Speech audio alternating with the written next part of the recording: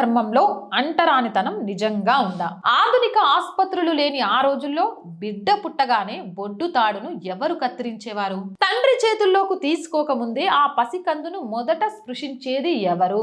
పుట్టు వెంట్రుకలు తీసేటప్పుడు తలని ఎవరు తాకేవారు? పెళ్లి పందిరిలో నయీ బ్రాహ్మణ రజక సోదరుల ఉనికి ఎందుకు తప్పనిసరి? మేదర సోదరులు తయారు చేసిన వెదురు బుట్టలు చేటలు లేకుండా ఈ రోజైనా వివాహం పూర్తవుతుందా? ఇది కేవలం ఆచారం మాత్రమే కాదు, పరస్పర గౌరవం మరియు నమ్మకానికి నిదర్శనం. మీ ఇంటికి బావి నుంచి నీళ్లు ఎవరు మోసుకొచ్చేవారు? విందు భోజనాలకు విస్తరాకులు ఎవరు కుట్టేవారు? బట్టలు ఎవరు ఉతికేవారు? మీ ఇంటి ఆడబిడ్డను పల్లకిలో మైళ్లకు మైళ్లు భుజాల మీద ఎవరు మోసుకెళ్లేవారు? మండు టెండలో మీ గొంతు తడిపే కుండలను చేసేదెవరు? మీ గుడిసెలు కట్టేదెవరు? రాత్రనక పగలనక పొలాల్లో కష్టపడి ధాన్యాన్ని మీ ఇంటికి చేర్చేదెవరు? చివరికి జీవిత ప్రయాణం ముగిశాక కాటి కాపరి లేనిదే అంత్యక్రియలు జరిగేవా?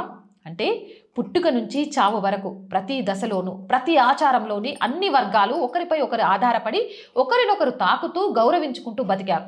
మరి అలాంటప్పుడు సనాతన ధర్మంలో అంటరానితనం ఉందని ఎలా అంటారు?